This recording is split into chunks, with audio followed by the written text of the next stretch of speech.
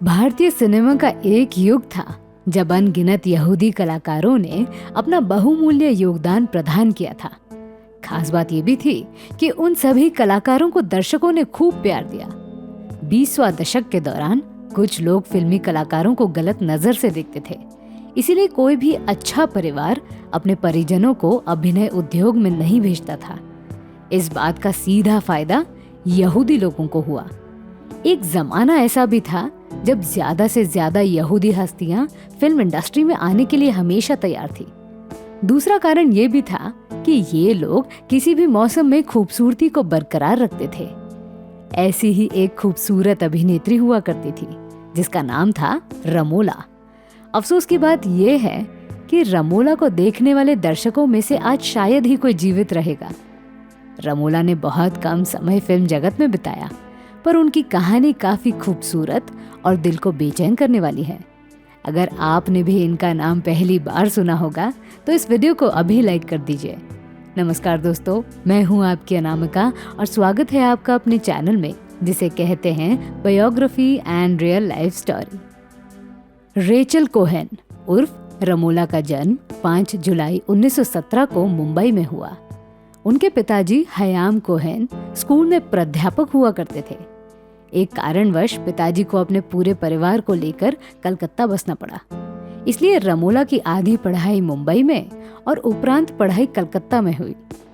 रमोला उस दौर की लड़की थी जब एक यहूदी लड़की भारतीय सिनेमा की सुपरस्टार हुआ करती थी। कुछ दर्शक ने उस अभिनेत्री को पहचान लिया होगा। वो अभिनेत्री थी रूबी मायर्स उर्फ सुलोचना। इस अभिनेत्री को देखकर बहुत सारी यहूदी लड़कियों को अभिनय की लत लग गई।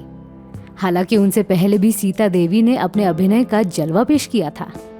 इन कलाकारों के कदम पर चलते हुए रमोला ने भी एक्ट्रेस बनने का ख्वाब देखा। पढ़ाई लिखाई के बाद रमोला ने फिल्म इंडस्ट्री में जाने का फैसला कर लिया था। इस बात के लिए वो अलग अलग प्रकार के फिल्मकारों से मिलती थी, पर सभी लोग उन्हें लीड एक्ट्रेस बनाने से इनकार कर देते थे। इस इनकार का कारण उनका कद था। असल में वो सिर्फ 5 फीट की थी, इसीलिए सभी फिल्मकार पहले ही नजर में उन्हें बाहर का रास्ता दिखा देते थे। यहाँ तक कि न्यू थिएटर में काम कर रहे उस जमाने के महान फिल्मकार नितिन बोस ने उन्हें इनकार कर दिया था। हालांकि स्टेज थिएटर के जरिए वो तब भी सक्रिय थी, पर रमोला चाहती थी कि वो भी एक सफल अभिनेत्री बने। अभिनेत्री बनने का सपना तो बहुत समय बाद पूरा हुआ। उसके पहले रमोला छोटे छोटे भूमिकाओं में नजर आ चुकी थी। कहा जाता है कि बंगाल के एक जमाने के प्रसिद्ध फिल्मकार जगदीश सेठ ने रमोला को सबसे पहले फिल्मों में लाया था। 1937 की ग्रहर फेर रमोला की पहली बंगाली फिल्म रही, जिसमें उन्होंने छोटा सा किरदार निभाया। उसके बाद दूसरे बंगाली फिल्मों में भी वो नजर आ चुकी हैं, पर फिर भी कोई भी फिल्मकार उन्हें बतौर हीरोइन लेना नहीं चाहता था। गोल्डन एरा के महान फिल्मकार और लेखक केदार शर्मा रमोला के करीबी दोस्त हुआ करते थे। उस वक्त वो खुद देविका बोस के असिस्टेंट थे और नितिन बोस के साथ भी काम करते थे। एक दिन केदार शर्मा रमोला को लेकर नितिन बोस के ऑफिस गए। उनसे उन्होंने रमोला के लिए गुजारिश की, पर नितिन बोस ने रमोला के कद को देखकर इनकार कर दिया। इस इनकार से रमोला बहुत दुखी हुई और रोने लगी। ये देख केदार शर्मा पिघल गए और रमोला से कहा कि वो खुद जब एक फिल्म डायरेक्टर बनेंगे तब रमोला को बतौर हीरोइन कास्ट करेंगे। पर रमोला ने ये बात मजाक में ले ली और हंसते हुए बोली कि ना ही तुम डायरेक्टर बनोगे और ना ही मैं हीरोइन बनूंगी। आगे चलकर रमोला केदार शर्मा की बात भूल गई, पर केदार शर्मा ने अपना वादा पूरा किया। 1939 में केदार शर्मा डायरेक्टर बन गए और अपनी फिल्म दिल ही तो है में रमोला को बतौर हीरोइन कास्ट कर दिया। इस फिल्म के साथ केदार शर्मा और रमोला के करियर को नई उड़ान मिली। उसके बाद केदार शर्मा के असिस्टेंट RC तलवार ने भी रमोला को अपनी फिल्म में कास्ट करना शुरू किया। 2 साल गुजरने के बाद रमोला के फिल्मी सफर को नई पहचान मिली। उस वक्त लाहौर के मशहूर फिल्मकार दिलसुख पंचोली खजांची फिल्म प्रोड्यूस कर रहे थे।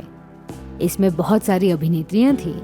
उनमें रमोला को भी साइड एक्ट्रेस के रूप में कास्ट किया गया। इस फिल्म ने रमोला को रातों रात स्टार एक्ट्रेस का दर्जा दे दिया। इसके साथ ही ये पहली हिंदी फिल्म थी जिसने मराठी फिल्म संत तुकाराम के बाद गोल्डन जुबली बनाई। उसके अलावा इस फिल्म के गीतों ने भी कमाल किया, क्योंकि पंजाबी संगीत को हिंदी के साथ मिलाकर नया संगीत दर्शकों को सुनने को मिला था। 1950 तक रमोला जानी मानी कलाकार रहीं, पर खजांची फिल्म का असर जैसे जैसे कम होने लगा, वैसे वैसे रमोला का स्टारडम भी फीका पड़ने लगा।